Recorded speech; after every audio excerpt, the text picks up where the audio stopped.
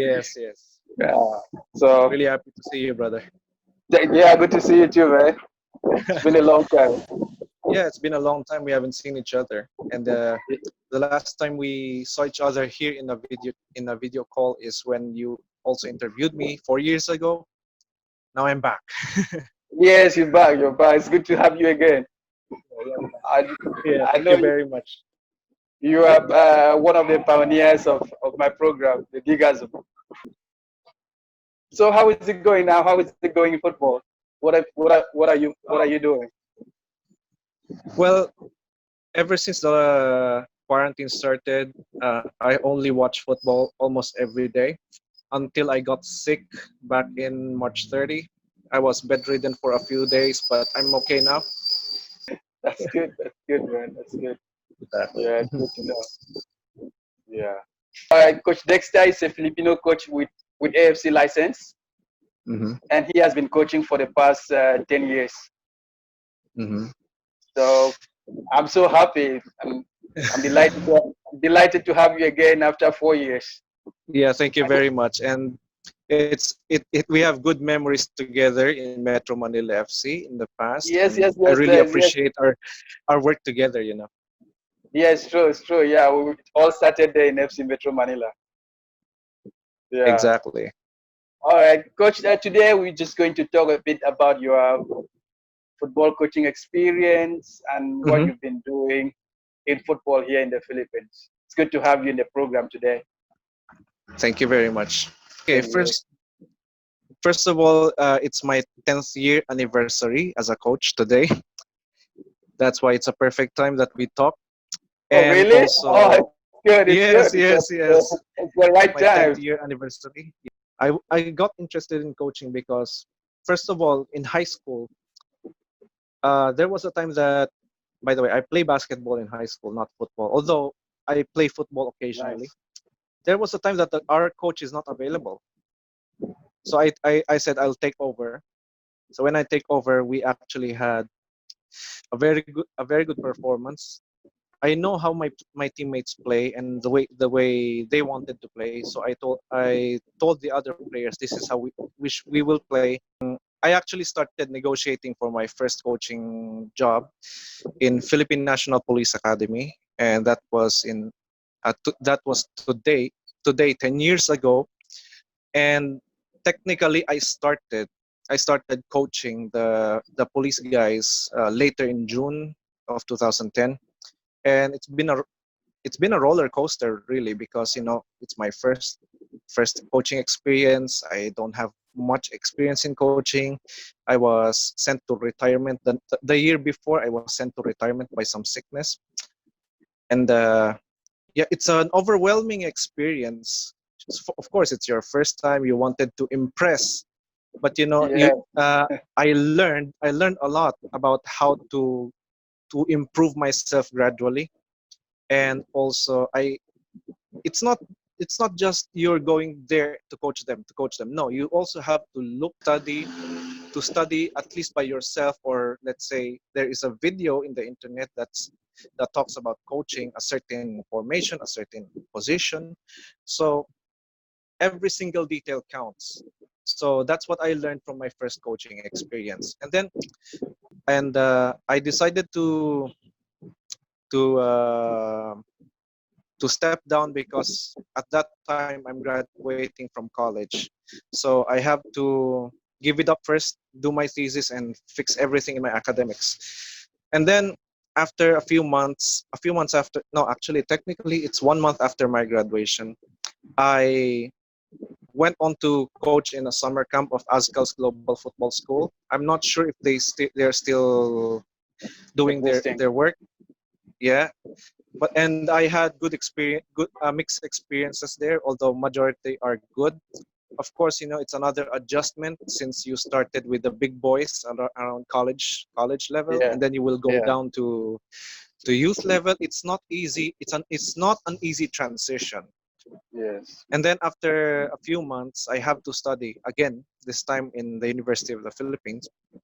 So when I studied in the University of the Philippines, it took me 3 years.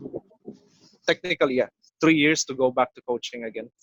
And this time I coached my own high school in my past high school. It's my first coaching back in my school. It's not easy at first because I have to deal with the egos. They're not really that matured at that time. They're high school students. Yeah. They have their own, they have their own personalities. I have to deal with every single one of them. And then that was back in 2014. And I left that school. Then after after that, we met each other in Metro Manila FC, September Metro Manila. 2015. It's yeah, it's a roller coaster ride basically, but we're having fun. We're having a lot of experiences together. And Yeah. also the same year 2015, just before I went to Metro Manila FC, I also took my coaching coaching certificate course, which is AFCC. And then Yeah. when I finished it, then I got to Metro Manila FC. Thanks to this particular friend of mine called Bernard, early in January 2015 moment. But anyway, he's the reason why I went to Metro Manila FC. And after that, of course, there are some issues, but I returned in January. At the same time, I started coaching in De La Salle here in Binyan, Laguna. Uh, it's also it's actually a very good experience for me there because I it's it's my first time in one of the biggest private schools in the Philippines. I enjoyed a lot, and the kids are really nice, and they follow my instructions. Little of a few good results, but I and then I left um, I left De La Salle to focus on Metro Manila FC. And then after I left Metro Manila FC, it took me on almost a year out. And then I went to my province in Bulacan, where I coached in an elementary school. And oh, it was difficult. Other than because the kids are elementary students, it's really difficult to adjust. It's really difficult to adjust from under 18, under 14 to under 12. It's really difficult to adjust from those levels going down. Since then, since then, since then, I stopped coaching for a while, and I just took master's degree, and I'm about to finish next year. Oh, you're about to finish your master's degree. Oh, that's good. Good to know, Exactly. coach. Oh, that's nice. Wonderful. Exactly. Yeah. What are you doing? What are you doing your master's? My master's degree is Master of Arts in Education, major in English education. So when I finish, I can teach in senior high school or in college, depending on the opportunities. We will just see. But in truth, I prefer to be a football coach. Seriously, Oh, that's good. That's good. as long as you enjoy what you're doing, Yeah. as That long was, as you enjoy what you're doing, you will not go away from it. and then I know you've had experience in coaching in schools and in clubs. So, Oh yeah. what is the difference? I don't know. I haven't had the experience to coach in any school here in the Philippines. What's the difference Okay. between a club football and school football? So the difference is this one. First of all, my first coaching experience in a school is in De La Salle. That's the first school that I really joined where they compete in tournaments, because in my old high school we don't compete in tournaments outside of our school. So with La Salle, there is a lot of pressure because you sign the contract, you have to improve the team, and also you have to abide by the standards of the school. So that's exactly what I did. And it's not easy, especially if you have a very demanding boss. But I'm really glad because during my time in LaSalle, the principal and the other coaches, and also the the sport director is really nice. He's not really pressuring us. He's actually telling us to do our best to improve the teams. Another thing is that it's really difficult, especially if the parents are around you and they're watching, especially in schools. I tell you, it's really difficult. But I just enjoyed myself. I told my players, this is what we're going to do. We're going to work hard. We're going to play as a unit, and that's everything that we did.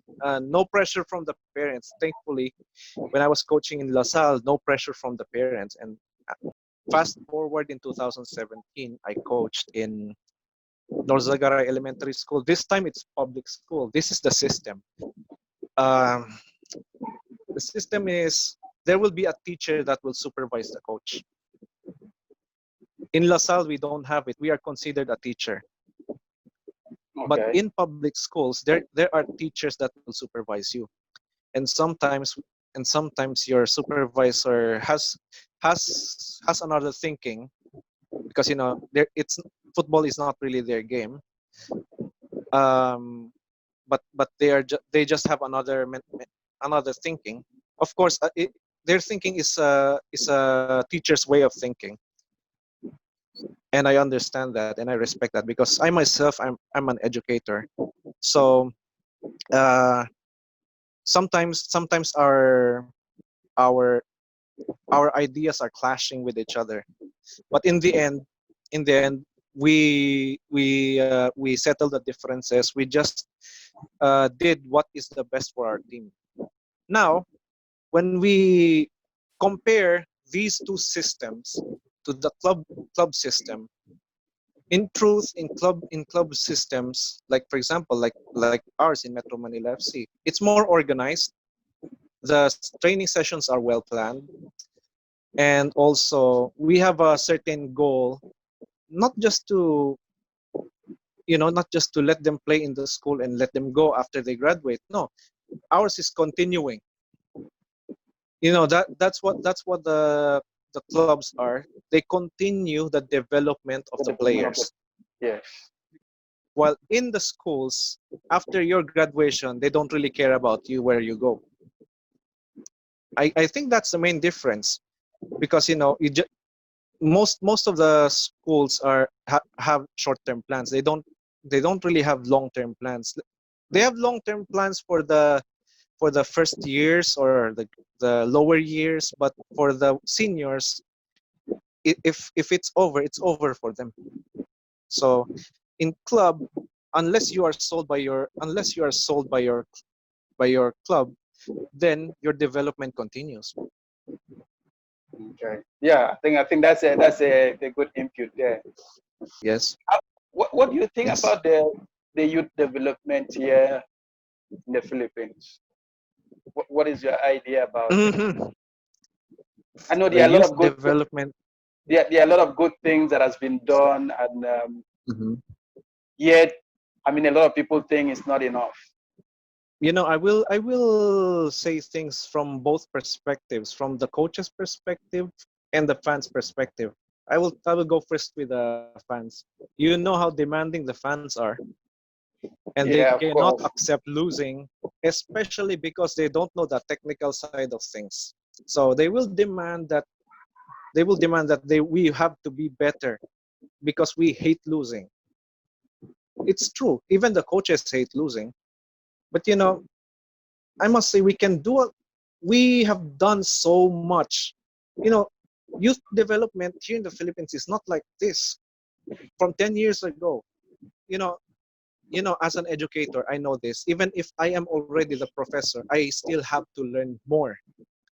So, in the case of youth development in the Philippines, we need to develop more and more and more and more. It's continuous. It's not stagnant learning. You continue to learn until until you can develop a very good football system.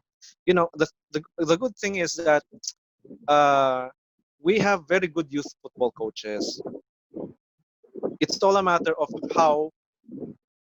how the the clubs and the PFF can develop our youth football, because in truth I am not really happy with the way we're performing, especially in youth level in international competitions. Yeah, let's face it. Let's face it. Indonesia has very good youth football system. Vietnam has one of the best in Asia when it comes to youth football. Thailand, of course. Malaysia is kind of like this. It's shaky, but it's still going well. So I can say that we still have a lot to improve in youth level to be at the level of these teams. We still have a lot, but and another thing is coaching. We don't know. Most of us need some experience abroad. Okay. I can say this. We have to send young coaches to countries like, for example, Serbia or Germany or Italy, for them to study football coaching in European standards. We can do it. It really depends on the PFF or the person itself if he wants to learn more. Because younger coaches, if even those coaches younger than me, I'm 31 years old now, and there are some other coaches that are starting, which are very young. They need more experience and opportunities for them to really develop into really good coaches in the future. And for us, for me, I would like one day that we will not hire foreign coaches because we sent our young coaches to study there, and then what they've learned there they will apply here. I can give you a good example. Peru. I've been talking to so many Peruvian coaches recently, and they said that the Philippines can do really well in football. Thing is, they have to be more organized. It's not just one place, one place, one place. Like, for example, not just NCR. We have to expand our youth development, not just in NCR but also in the provinces, because in Peru is bigger than the Philippines, actually 2 times bigger than the Philippines, but they were able to have a very good youth football system, which is actually one of the best in South America. So it's not an excuse that our geographic locations are very tricky. We have so many islands, let's face it, but it doesn't mean that we should not have good football. Youth football systems, because Indonesia did it, and Indonesia is way bigger than the Philippines. How can they do it? So it's all a matter of political will, I should say. Political will, the willingness to really to, re, to really improve the situation for youth football in the country. Who are the coaches that really inspire you? Okay, first locally, I really admire Coach Anto Gonzalez.